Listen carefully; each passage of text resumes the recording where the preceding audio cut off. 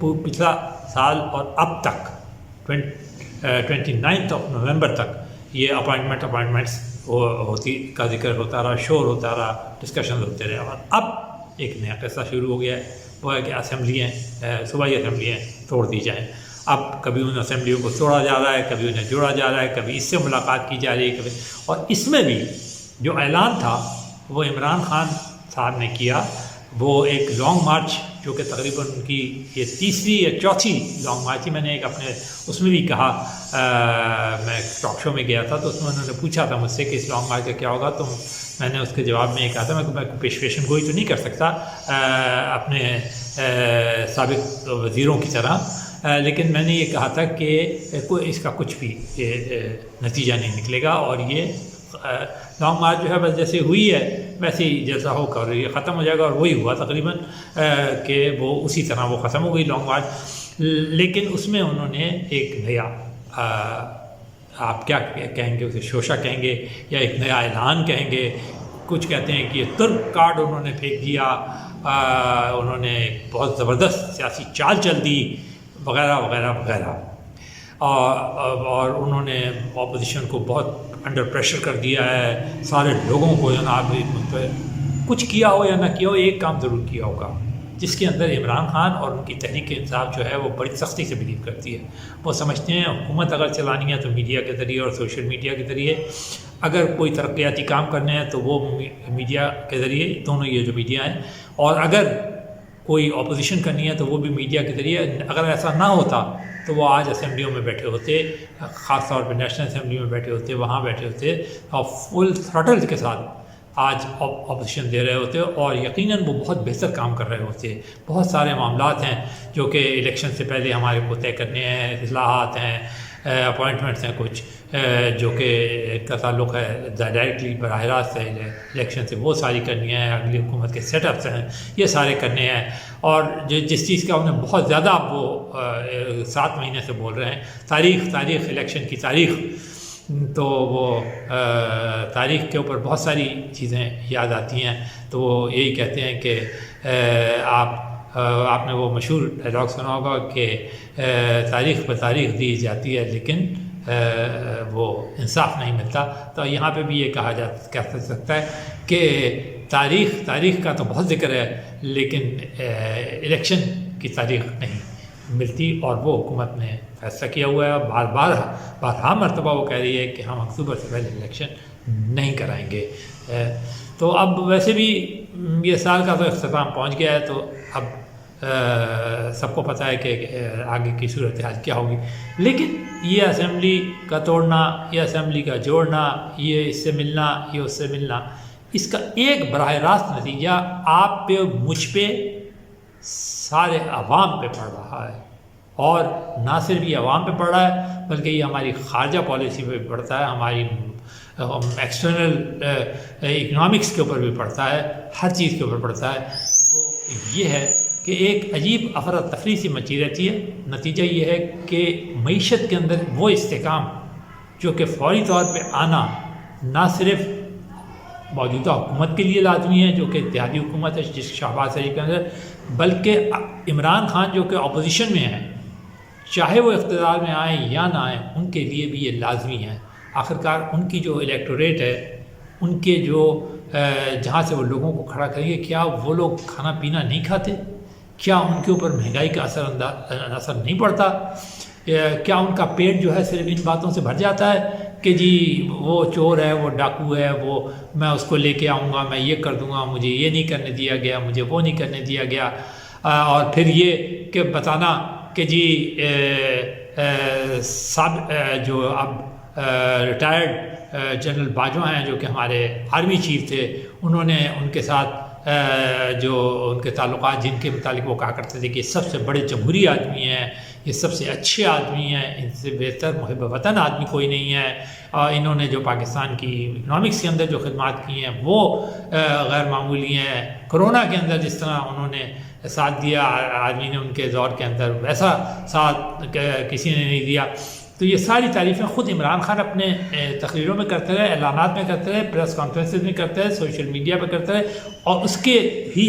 کیونکہ ان کے وزیروں کا تو کام یہ ہے کہ جب وہ کچھ کہہ دیتے ہیں تو پھر وہ باقاعدہ ایک وہ کرتے ہیں جسے کہتے ہیں نا ایک رزم کے طور پہ، ایک ڈومینو افیکٹ کے طور پہ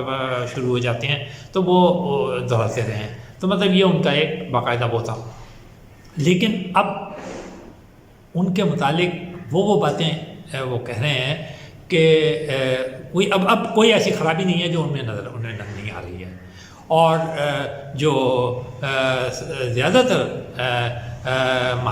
وہ ان پہ تجزیہ کرنے والے، ان کا کہنا یہ کہ وہ بہت غصے میں ہیں اور شاید وہ فرسٹریشن میں بھی ہیں. ان کا لانگ مارچ جو ہے وہ کامیاب نہیں ہو سکا بالکل، اور انہیں ایک جلسے کے اوپر ختم کرنا پڑا. وہ جہاں جانا چاہتے تھے، وہ جو ایک ٹینٹ سٹی بسانا چاہتے تھے، وہ بھی اس بار مرتبہ نہیں ہوئی. پچھلی بار جب وہ طاہر القادری صاحب کے ساتھ آئے تھے تو کم از کم یہ تو ہوا تھا کہ وہ وہاں تک پہنچ گئے تھے ریڈ زون میں، اور پھر اس کے بعد وہ اسمبلی کے اس پر چلے گئے تھے، اور پھر اس کے بعد اس پہ انہوں نے وہ کر دیا تھا پی ٹی وی کے اوپر اعلان کر دی تھی جو بھی کچھ ہوا اس کا نتیجہ جو بھی کچھ نکلا. لیکن بہرحال اب کہ وہ کچھ بھی نہیں ہو سکا، وہ صرف ایک جلسہ ہوا، اور آخر کے اندر انہوں نے اسمبلی توڑنے اور جوڑنے کے قصے سنانے شروع کر دیے، جن کے اوپر اب ایک نہ ختم ہونے والا سلسلہ، ایک نہ ختم ہونے والی بحث وہ پھر ایک جگہ چل رہی ہے. اب اس کے اندر جو وزیر اعلیٰ پنجاب ہیں پرویز الہی، وہ بھی آ گئے ہیں، ان کے بیٹے بھی آ گئے ہیں. اس طرح سے گورنمنٹ کا جو وزراء ہیں وہ بھی آ گئے ہیں. کوئی کہہ رہا ہے کہ آپ اسمبلیاں توڑ کے دیکھیں، کوئی کہتا ہے اسمبلیاں آپ توڑ نہیں سکتے آپ. کوئی کہہ رہا ہے کہ اگر انہوں نے توڑی تو پھر ہم عدم اعتماد کی تحریک لے آئیں گے. مطلب جتنی یعنی سیاسی جماعتیں اور جتنے سیاسی لوگ اور جتنے لوگ ماہرین اور وہ سب کچھ ہیں، میڈیا وغیرہ، وہ جتنی ہیں وہ سب کے سب اپنے اپنے راگ الاپ رہے ہیں. اور وہ سمجھتے یہ ہیں کہ پبلک کو بھی اپنا کھانا پینا یہ وہ سب چھوڑ کے بس اسی بات میں لگ جانا چاہیے کہ پہلے لانگ مارچ کے چکر میں 6 مہینے، پھر ان کے جلسوں کے چکر میں، اور اب انہیں اس بات کا انتظار کرنا چاہیے کہ اسمبلیاں ٹوٹیں یا نہ ٹوٹیں یا جو بھی کچھ ہو اس کے. تو مطلب یہ کہ یہ سلسلہ جو ہے یہ نہ ختم ہونے والا شروع کرتی ہے. بہتر جو سب سے اچھا آپشن ہے وہ ایک تو یہ ہے کہ سابق وزیر اعظم عمران خان خود 4.25 سال رہے ہیں اور سارے وقت وہ معیشت کا رونا روتے رہے ہیں.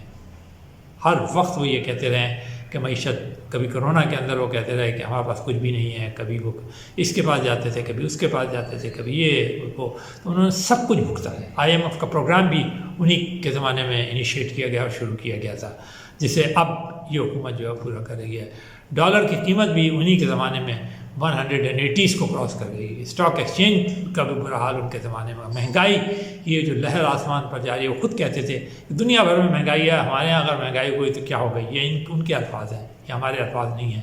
ٹھیک ہے، ان کے زمانے میں بھی مہنگائی ہے، انہیں یہ بھی اسے کنٹرول نہیں کر پا رہے ہیں. ڈالر ان کے زمانے میں بھی بہت مہنگا ہو رہا ہے اور یہ بھی اسے کنٹرول نہیں کر پا رہے ہیں. توانائی کی قیمتیں عمران خان صاحب کے زمانے میں بھی بہت اونچی چلی گئی تھیں، ان کے زمانے میں بھی اونچی ہیں. تو یہ ساری چیزیں، تو پھر اس کا مطلب یہ ہے کہ جب دونوں کے زمانے میں چیزیں مشترکہ تھیں